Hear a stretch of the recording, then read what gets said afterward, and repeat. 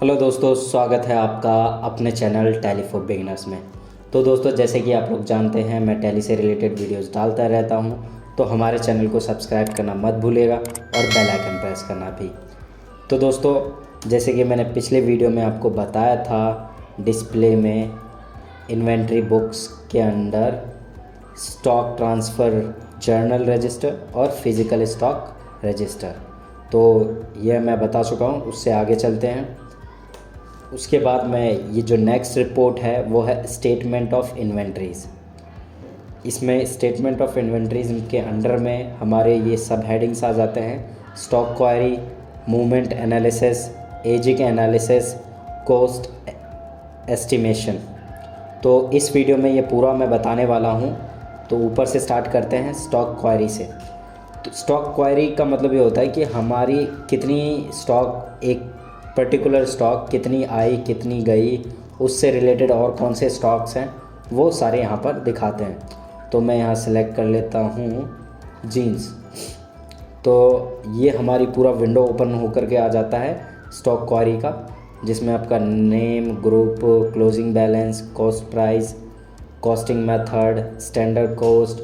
उसके बाद आ जाता है part number, category, closing value, standard selling price और market valuation method. Valuation method जो मैं बताता था वो ये है।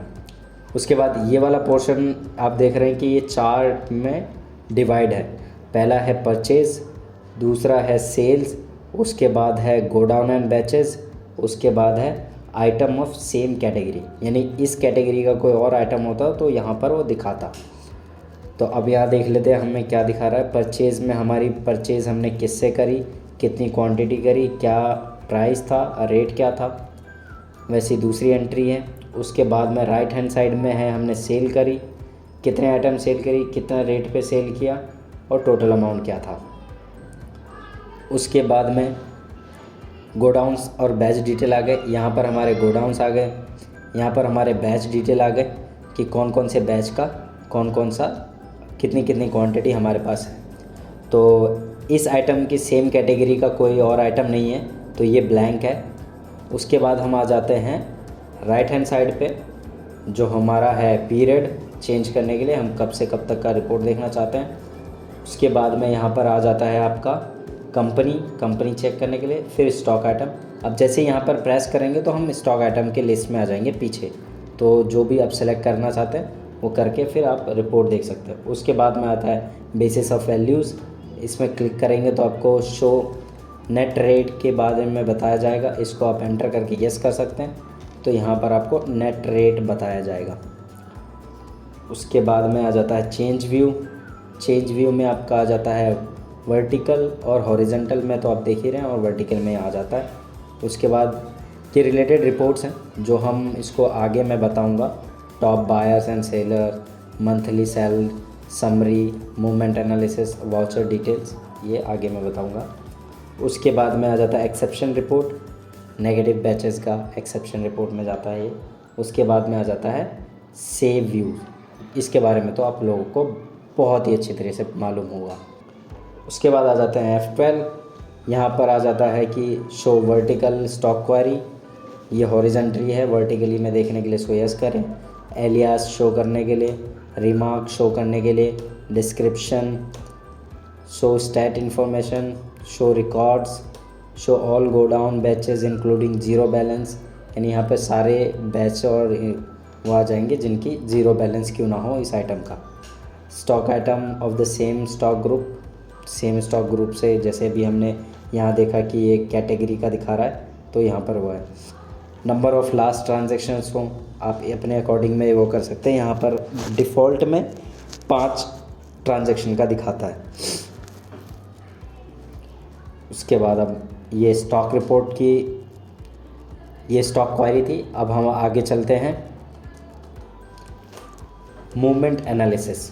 मूवमेंट एनालिसिस में आ जाता है हमारे, उसके अंदर में बहुत सारे हेडिंग्स हैं: stock group analysis, stock category analysis, stock item analysis, group analysis, ledger analysis, transfer analysis. तो ऊपर से स्टार्ट करते हैं ग्रुप में। तो हमारी स्टॉक की ग्रुप एक ही बनी हुई है, प्राइमरी। तो ये प्राइमरी में हमारी आ गई यहाँ पर कि कितने कितने हमारे स्टॉक मूवमेंट इनवर्ड और आउटवर्ड हुए हैं।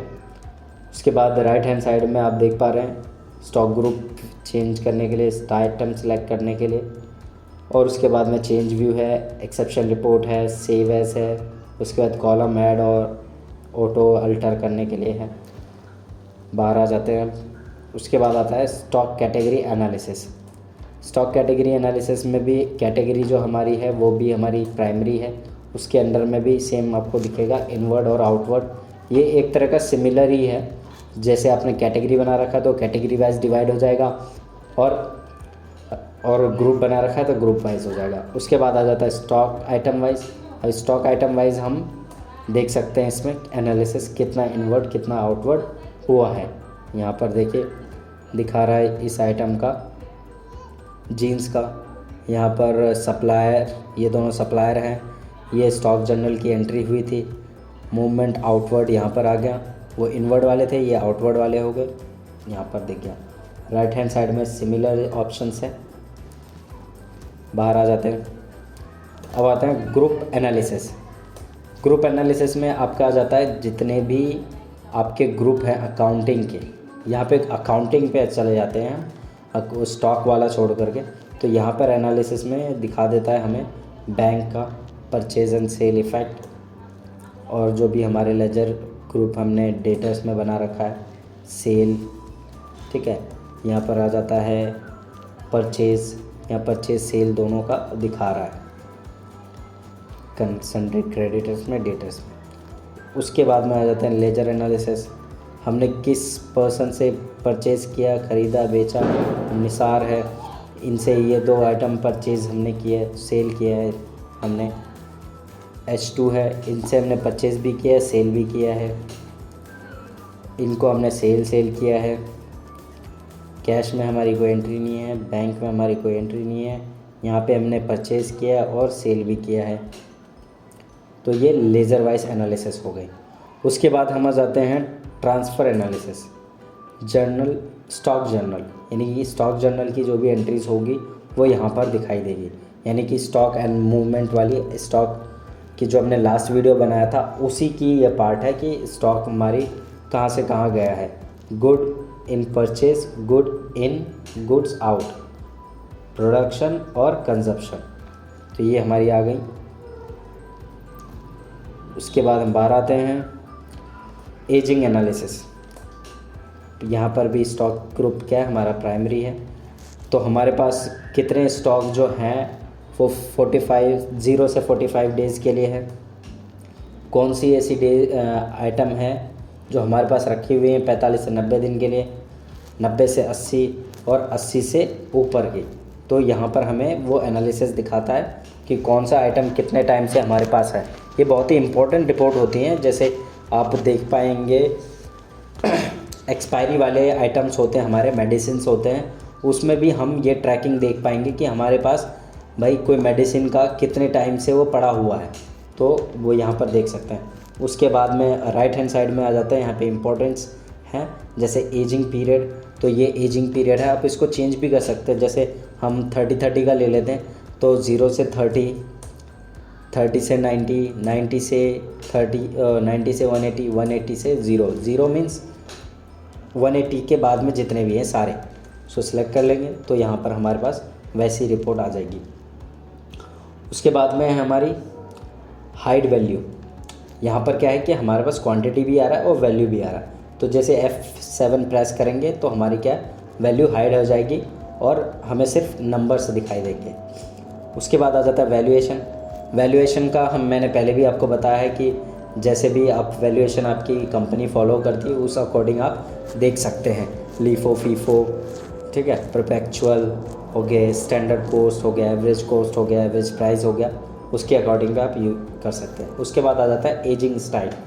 एजिंग स्टाइल में आ जाता है कि by date of purchase, by expiry date, by manufacturing date, by to be expired. तो ये बहुत ही इम्पॉर्टेंट चीज़ है बहुत सारे हमारे ट्रेड की कंपनियों में कि जिसमें हमें ये रिक्वायर्ड होती है ये रिपोर्ट। तो इस बारे में आप इस वीडियो को पूरा ज़रूर देखें। उसके बाद आ जाता है चेंज वैल्यू। चेंज व्यू में आ जाता है समरी, मंथली समरी और मूवमेंट एनालिसिस। उसके बाद में आ जाता है एक्सेप्शन रिपोर्ट नेगेटिव स्टॉक के लिए, सेव एज, उसके बाद डिलीट कॉलम, ऐड कॉलम यहाँ पर का आ जाता है। उसके बाद हम बाहर आते हैं, उसके बाद आ जाता है कॉस्ट एस्टिमेशन। तो इस पॉइंट को मैं आज नहीं बताऊंगा, इसको इसीलिए नहीं बताऊंगा, इसको मैं स्पेशली एक जो आपने बूम पढ़ा होगा उसके बारे में पता होगा, जो मैन्युफैक्चरिंग करती हैं कंपनियां, उसके लिए ये जो रिपोर्ट है बहुत ही इम्पोर्टेंट है। यहाँ पर आपके प्रोडक्ट की जो कॉस्टिंग है उसकी एस्टिमेशन को यहाँ पर दिखाता है। तो मैं ओपन करके एक झलक दिखा देता हूँ। इसमें क्या होता है कि हमारे जो ये बूम है, ये बिल्स ऑफ मटेरियल होता है, ये हमारे बहुत सारे मैन्युफैक्चरिंग प्लांट्स होते हैं, मैन्युफैक्चरिंग प्रोसेस होते हैं, उसको यहाँ पर क्या है कि हम रॉ मटेरियल परचेज़ करते हैं और फिनिश गुड सेल करते हैं। तो उसके लिए हम एक बिल्स ऑफ मटेरियल, इसका फीचर है टैली प्राइम का, टैली ERP9 में भी था, इस फीचर को हम अनेबल करते हैं, प्लस उसके कंपोनेंट के अकॉर्डिंग करके हम एक फिनिश गुड करते हैं, जिसमें एक दो एंट्रीज़ भी पास होती हैं। वो एंट्रीज़ में मैं आपको बताऊंगा, जिसमें और भी जो भी डिटेल्स है वो डिटेल वाइज में वो दिखाऊंगा, और उसी हिसाब से यहाँ पर पर्टिकुलर एक आइटम का कितनी क्वांटिटी की कितनी कॉस्ट और कितना अमाउंट आता है वो यहाँ पर कैलकुलेट करके दिखाता है। साथ में आप देख पा रहे होंगे कंपोनेंट वाइज। तो यहाँ पर क्या है कि एक आइटम को बनाने के लिए बहुत सारे कंपोनेंट यूज़ होते हैं, उन कंपोनेंट को कंबाइन करके फिनिश गुड तैयार किया जाता है। तो उसके अकॉर्डिंग, यानी कि एक हमने आइटम बनाया, उसको कितने कंपोनेंट लगे जब जा कर के वो आइटम बना। जैसे कंप्यूटर हो गया, कंप्यूटर में बहुत सारे आपके कंपोनेंट लगते हैं, जब जा कर के एक असेंबल होकर के एक कंप्यूटर बनता है, जिसको हम रॉ मटेरियल्स भी कहते हैं। और उसके बाद में हमारी आ जाती है ऑल BOM, यानी कि आपके जितने भी BOM होंगे वो सारे यहाँ पर दिखाएंगे।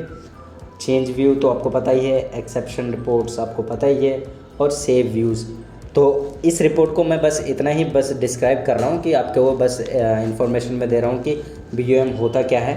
अब इसका क्या फुल वीडियो मैं आपको प्रॉबेबली नेक्स्ट वीडियो में आपको इसका बनाऊंगा, जिसमें आपको बिल्स ऑफ मटेरियल प्रॉपरली आपको बताऊंगा मैं। तो दोस्तों ये स्टेटमेंट ऑफ इन्वेंट्री यहीं तक था। तब तक के लिए मुझे दीजिए इजाज़त, फिर मिलता हूँ एक नए वीडियो के साथ। Stay tune with us.